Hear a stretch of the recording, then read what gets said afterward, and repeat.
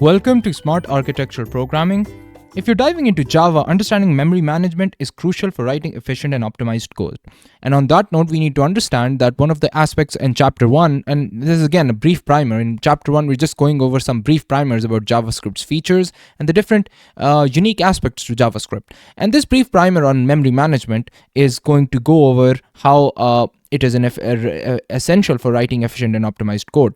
In this video, we'll be going over a brief but solid introduction on how Java handles memory, garbage collection, and best practices for managing memory effectively, basically. So, without further ado, let's get started. So, first thing we need to understand about memory is that in Java, memory is primarily divided into two main areas: the stack and the heap.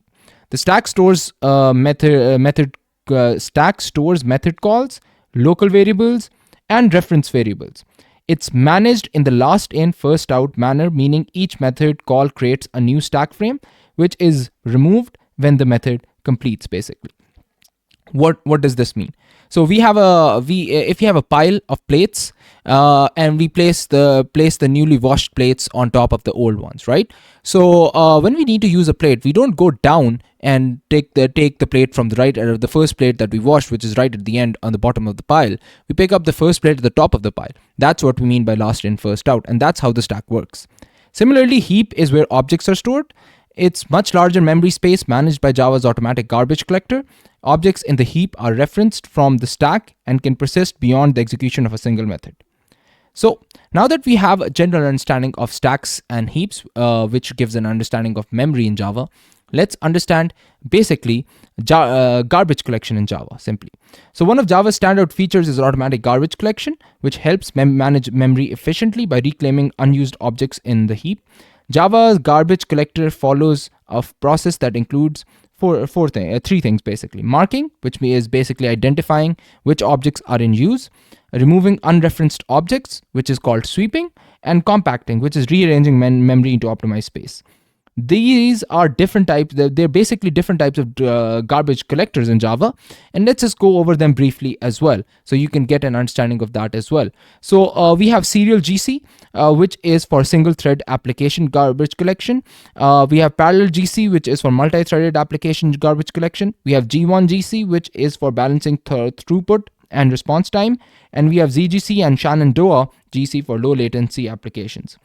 We need to understand that by default, Java dynamically manages memory, but understanding garbage collection can help us write better performing applications that perform much better than their counterparts. Now that we understand that, let's go over the final aspect of this video, which is the best practices for memory management. Some of the best practices to keep your Java programs memory efficient include number one, avoiding memory leaks by properly closing resources like database connections and streams. Number two, use weak references when necessary to avoid unnecessary object retention. Number three, prefer primitive types over wrapper classes when performance is critical. Number four, optimize object creation by reusing existing objects when possible. Number five, monitor memory usage using tools like Visual VM and Java Flight Recorder.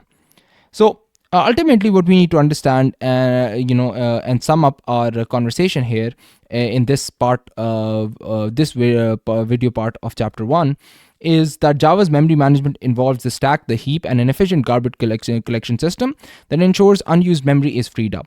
By following memory best practices, you can optimize your application for performance and reliability. And this is something we'll go in more detail further down in the book. So this is just a brief primer into understanding how it works, what are the bigger garbage collectors, and basically what are the things that you need to keep in mind as we go further and further into JavaScript. Because these best practices are something that you need to start instinctually internalizing as soon as possible.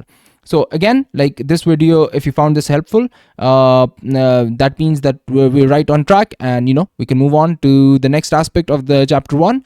And with that, I'm going to sign off and see you in our next video. Thank you.